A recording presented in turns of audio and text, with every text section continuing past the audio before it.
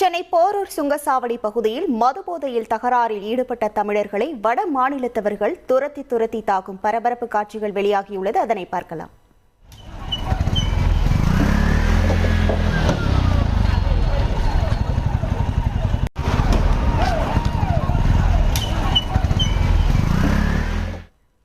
இது தொடர்பான முழு விவரங்களோடு இணைகிறார் நமது செய்தியாளர் சுரேந்தர். வணக்கம் சுரேந்தர், இந்த சம்பவமானது எப்போது நடைபெற்றது? முழு விவரங்கள்.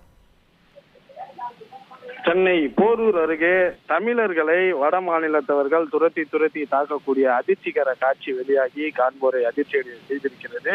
குறிப்பாக இந்த சம்பவமானது போரூர் சுங்கச்சாவடி அருகே அரங்கேறியிருக்கிறது. போரூர் சுங்கச்சாவடி அருகே செயல்பட்டு வரக்கூடிய தேநீர் கடையில நேற்று இரவு தமிழ் இளைஞர்கள் 3 நபர்கள் வந்து மது போதையில் சிகரெட் கேட்டதாக கூறப்படுகிறது. இதில் சிகரெட் அவர்கள் தர மறுத்தது நிலையில கடைக்காரர்களுக்கும் அதே போன்று இளைஞர்களுக்கும் வாக்குவாதம் ஏற்பட்டு இருக்கிறது.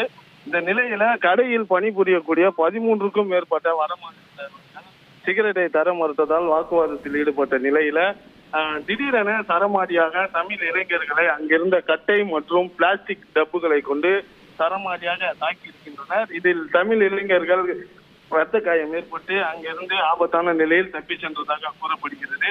இந்த நிலையில இந்த அதிர்ச்சிகர காட்சிகள் தற்போது சமூக வலைதளங்கள்ல வெளியாகி காண்போரை அதிர்ச்சி அடைந்திருக்கிறது.